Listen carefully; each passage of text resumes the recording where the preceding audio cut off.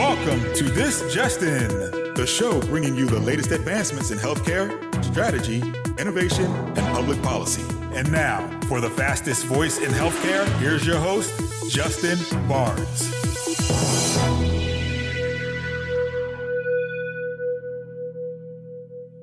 Thank you for tuning in and welcome to This Just In. I'm your host, Justin Barnes. In these segments, I'll bring the latest advancements in healthcare, strategy, innovation, and public policy. As always, we're broadcasting from the This Just In studios on the Business Radio X network, as well as a Healthcare Now radio network.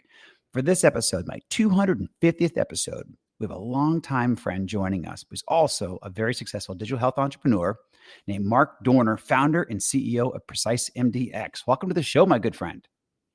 Hey, Justin, how's it going? Phenomenal. You've been a good friend for a long time. I could not be more excited for this show, and also my 250th episode over the past, I think it's almost 8 years now, or just crossed over 8 years. So welcome, my friend. That's impressive. I'm really excited after 250 episodes, you finally reached out to have me on one. Oh, I know. I set myself up for that one. Exactly. Well, timing is everything, because when we came across, we kind of reconnected earlier in the year at a conference. And when you told me what you were doing and why you're doing it, it made a lot of sense. I got excited for you.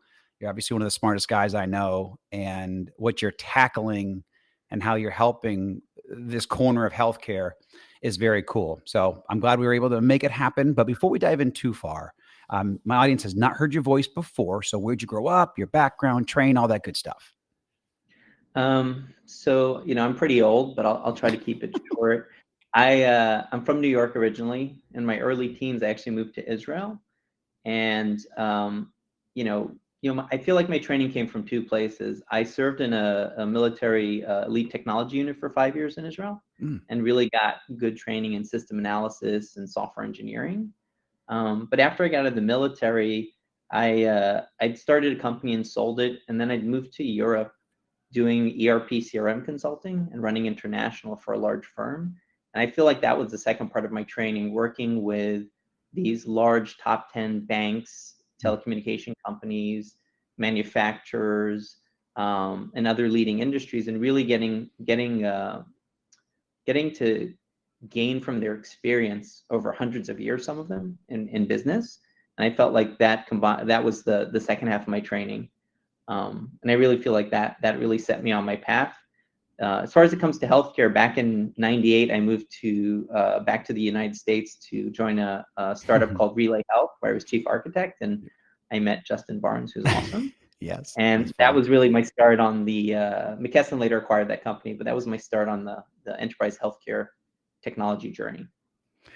Yeah, that's Mark and I met up. I was leading sales and growth for at the time it was Healinks, renamed it Relay Health. But we had a great time there. That was a great run. I actually say I got my MBA from that experience. I mean, that was day one in the kitchen, on Soft's kitchen table in Dunwoody, Georgia. Going through the blueprints and saying, hey, we're going to do this thing. 3 of us peeled off from actually McKesson to do, actually 4 of us eventually peeled off from McKesson to do that deal. 3 initially, 1 joined us later. But I learned so much from starting a company, again, from, the first dollar in to all the way to, later on a sale, but just building out a team and all of sales, marketing, growth, customer success, account management. There's just so many components that I learned, and I learned on the fly, and I got to work with phenomenal people like you. And then you and I stayed friends forever. And it was great that, various touch points, wanted to always do something again, when the time arose. And I know that's, I'm sure that'll be out there too, but you and I have a great rapport. So again, very looking forward to this show. But you mentioned Relay, but where did your passion for healthcare come from? How did Relay, Healinks Relay Health become kind of the thing for you? So, in the start of my career, I realized like 2 things. I genuinely like helping people, and I like fixing things. And because I know technology, I use technology to fix things. And then when I was at Relay, I encountered kind of healthcare for the first time on that side of it, not as a consumer.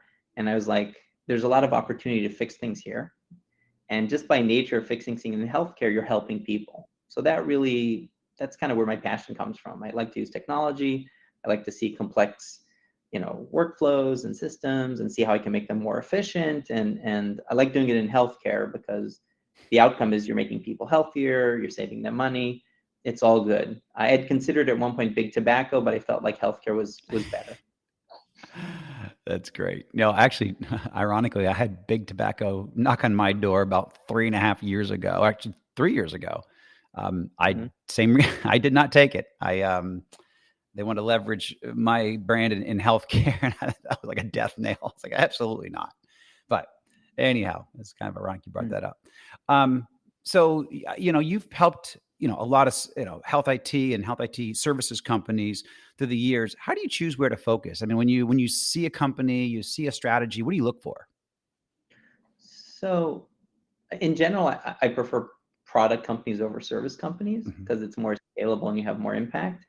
And I feel like I'm very opportunistic. So I'll encounter a challenge and be like, oh, that's not working well.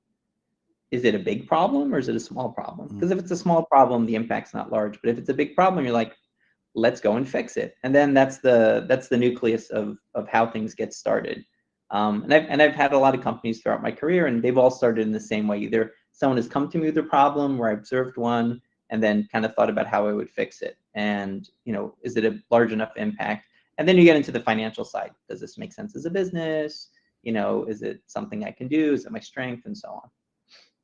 That's awesome. And again, this is why I love doing this show, because I focus a lot on healthcare. I think 80% of my shows, or 85%, 90% now, are probably healthcare and healthcare IT focused.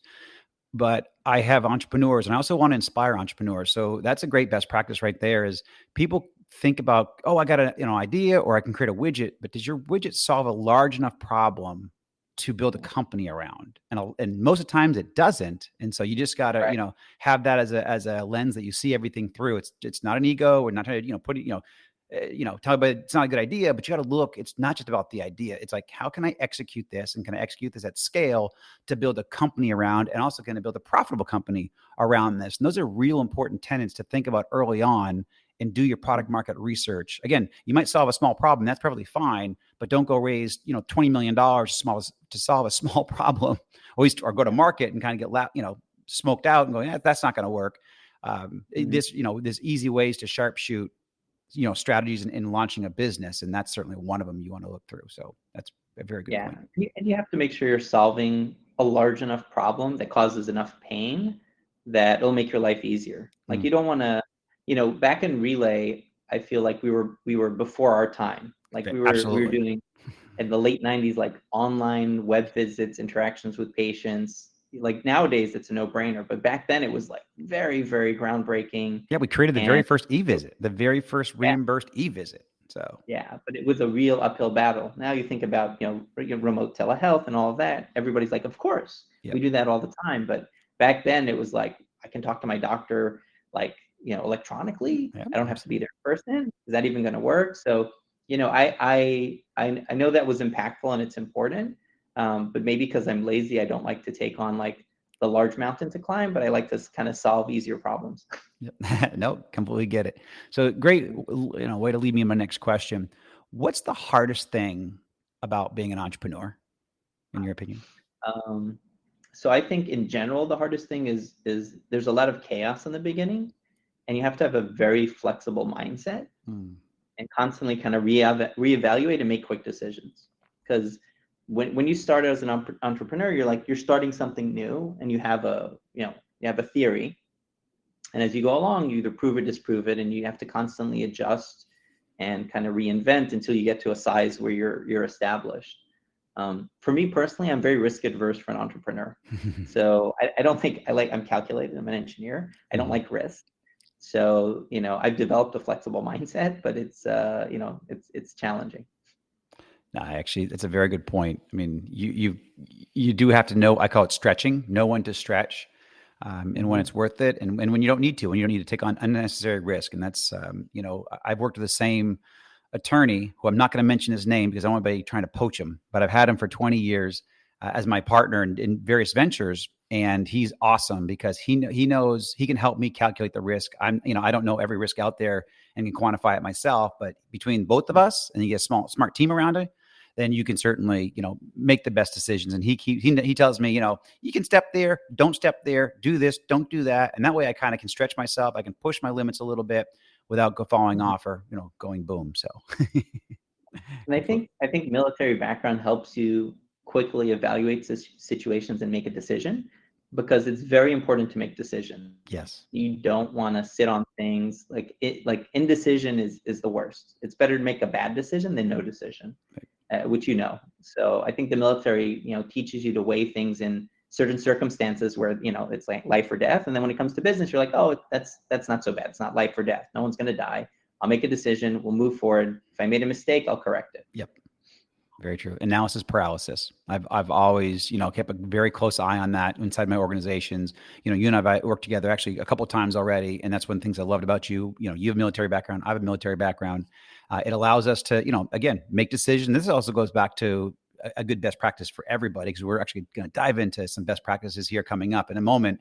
But that also is, analysis paralysis kills a lot of organizations.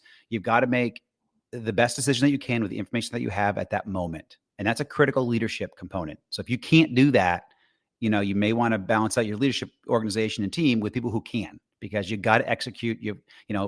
As I say, ideas are easy and execution is everything. And execution is 90% of success is execution. It's not about the idea. It's not about the widget. It's about how do you get it to market? How do you build the team around it? And how do you set your goals and achieve your goals and then set new goals and just execute all the way along? That's success long-term as an entrepreneur in a business. So it's that how I've been able to do it. And I know that how you've been able to do it. But yeah, just making a decision, moving forward. And then, correct. If you made a bad one, that's fine. Correct yourself. I mean, how many stories and books are written about someone, I made 10 bad decisions. I made 100 bad decisions, but I made that finally, the 101st good decision or that first great decision, and you skyrocketed. And so, you got to learn from your mistakes, learn from those experiences, and then try not to have more of them. So true. For those that may have joined us a little late today, my special guest is Mark Dorner, founder and CEO of PreciseMDX. So let's dive in a little bit. We're going to pull out the crystal ball. You have a great perspective on healthcare, and you're now looking at some new areas of healthcare, which is very, very cool. But what do you see as some of the major themes or trends this year or over the next year in healthcare and/or digital health? So it's interesting. I've been in enterprise healthcare for about 25 years in kind of all aspects of it.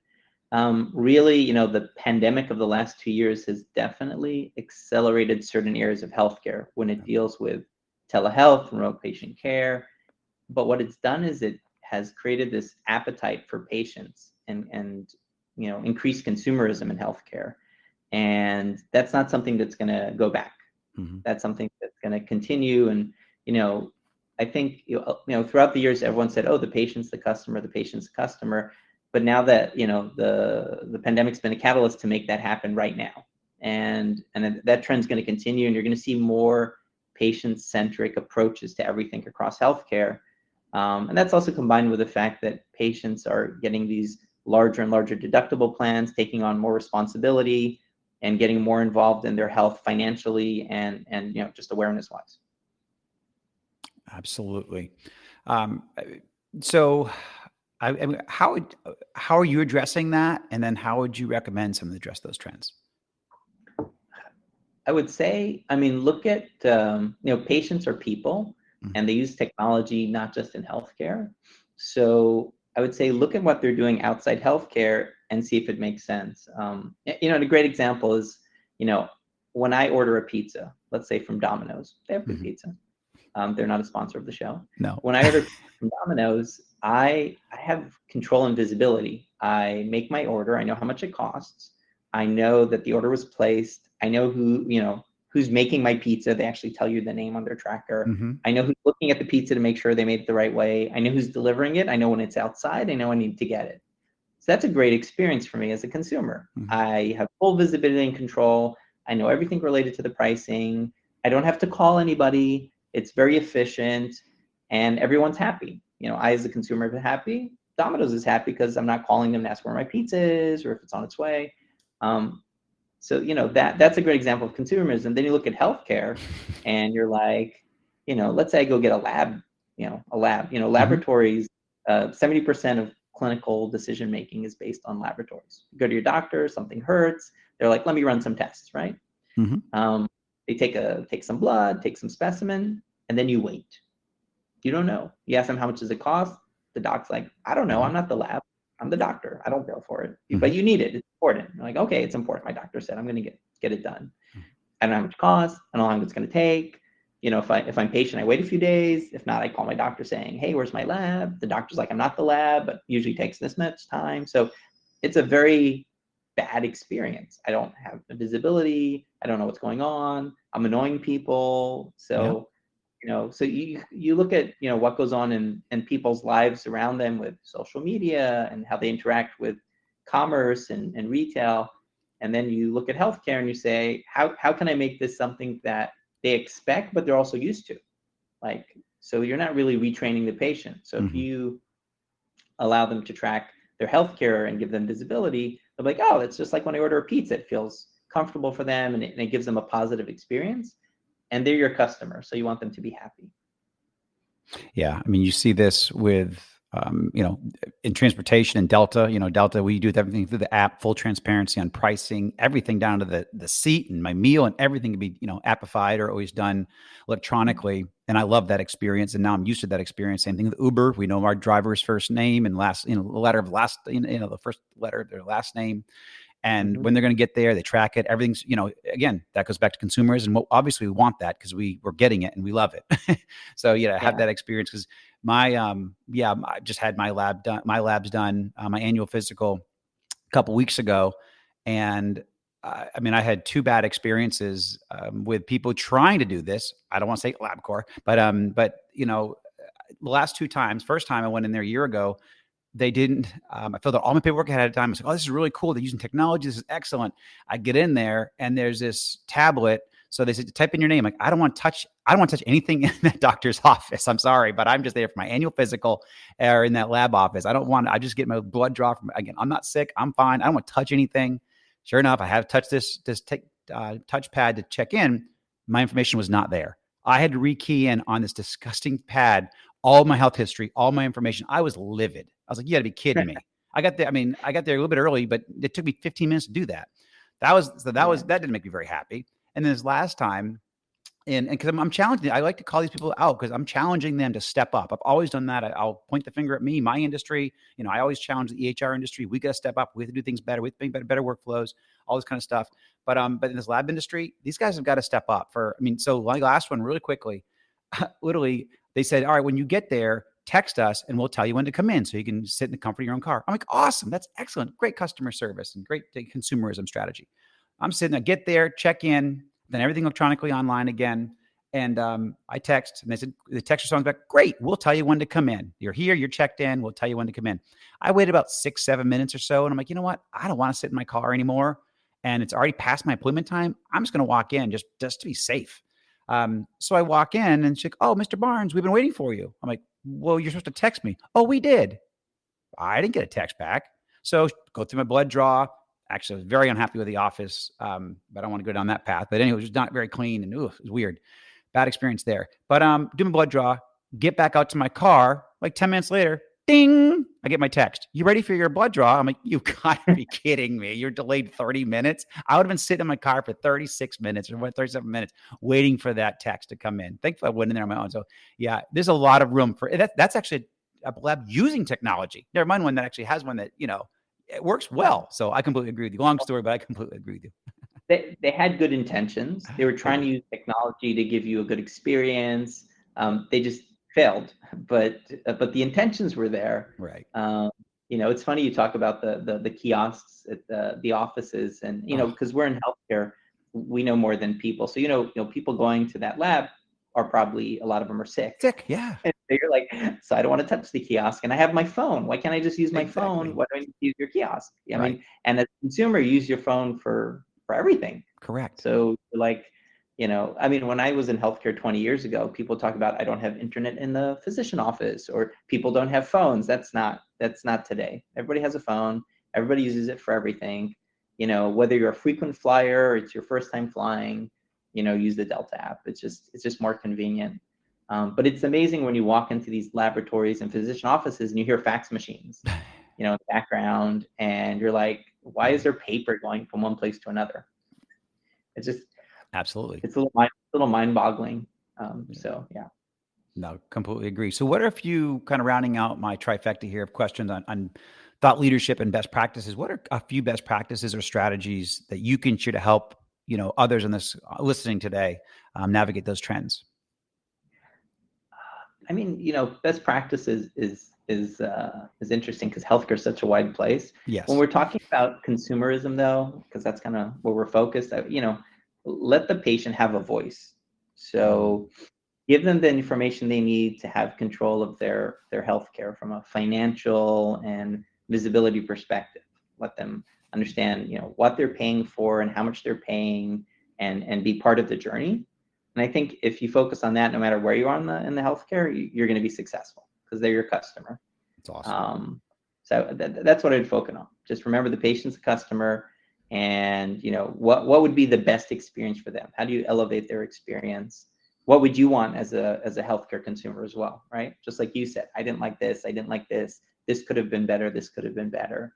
And we do that a lot. We talk with, we're all patients, but we talk to our customers. Now we work a lot with laboratories, but we also worked a lot with physician offices, and just say, what makes your day better? What makes your day worse? What are useless things that happen? My wife's a physician. She's a podiatrist, and they use paper. And I was like, why? Why do you use paper? Like, oh, it's in the folder. It's nice and organized. We like it. And I was like, really? And the paper never gets kills. lost. Never make mistakes. Oh, yeah. You never get calls from wherever you're sending the paper to asking about stuff. They're like, oh, we do. And I was like, oh, now that you mentioned it, yeah, it's a pain. But we didn't really think about it because it's not 100% of our day. It's 5% or 10%. Yeah, but your day's so full. Wouldn't you like 5 or 10% back to do other things? Absolutely. And her staff was like, absolutely. Yeah. Exactly. So, it's just kind of focusing on that. Well, paper kills. I mean, when you and I met up a couple months ago, and you just started talking about what you're doing and how you're focusing and where you're working with labs and physician offices and other organizations, it was just, it's a no-brainer because they're still using faxes. And I come from the world, I'm electronic health records. I mean, basically electronifying healthcare is what I've been doing for 25 years. And when you told me, Justin, they're still faxing, like paper is major in labs and paper requisition forms, and paper kills. Literally, it kills people. Like, what are you doing? How can you still be on paper? How can a lab test, all this stuff, be on paper? Definitely kills trees, but it also kills people. Kills people. I walked into a laboratory, they're good sized laboratory, and I hear this like dot matrix printer printing in the background. And I haven't heard one of those in like 30 years. And I was like, what? And it's like, and I was like, how do you find parts for it? Like, what do you buy ribbons? Like, what is this ancient technology that I used in the military 30 something years ago that no, we printed, and the doctors like the paper report, and it's not even a real printer. It's like, and I don't know if people who are listening even know what a dot matrix printer is. Good point. But it's a very basic. It shouldn't be in healthcare. Printer. Let's just say that. Yeah, it shouldn't be anywhere. It should be in a museum. What about, and Colby, a couple minutes left here, about minute 30. How important is interoperability to what you're doing in data exchange? It's what I've worked on a lot in my past. So, yeah. So as you know, interoperability is a big challenge in healthcare because it's big and there's so many systems and they need to talk to each other. And that's why a lot of times people fall back on paper, because paper is simple and easy. But really it's key. It's the way to connect the digital journey between patients and providers and laboratories and other care providers. It's really interoperability, and you really have to come up with creative ways of getting around that, because it's very hard to integrate systems. A lot of disparate systems. I mean, I'm preaching to the choir here. All about how many electronic medical record systems are out there and hospital systems, and some are more responsive than others, but it is the key to enabling everything. Yeah, I did a lot of work on the CARES Act, and through the years, creating standards and enabling data exchange between these systems, large and small. It's critical we need it as patients, we need it as consumers, we deserve it as a healthcare system, because we pay this $4 trillion plus tab every single year.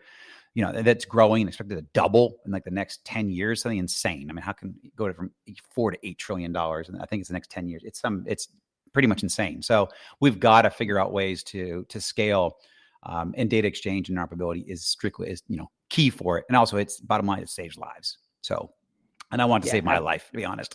So, yeah. And we want to help people, and by moving things to be electronic, you're helping people. Yeah. I mean, there's a lot of studies on patient safety and handwriting and paper versus electronic. So you're literally saving people. Yep.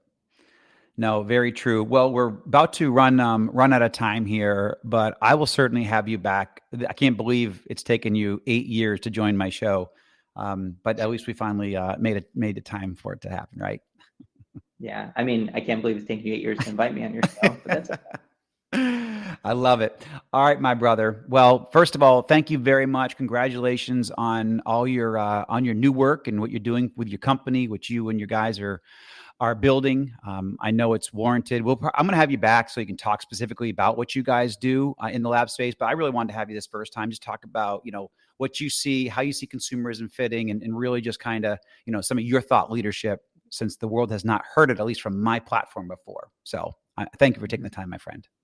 No, I really appreciate it. And thank you for being part of the solution, educating people and improving healthcare. Thank you, Mark. And thank you to everyone for joining us. It's great to just have you back and be back on air with everyone. If you want to hear us more and join us, you can hear us 2 to 2:30 p.m. Eastern, 11:30 a.m. each day. You also can track me on Twitter at HIT Advisor and use the hashtag #ThisJustinRadio so we can respond to your comments from the show. If you miss any of this episode or want to hear more, all my shows are posted to Apple iTunes, SoundCloud, iHeartRadio, and TuneIn. And you can check out some of our recent updates at justinbarnes.com. Thanks, everyone. Stay safe.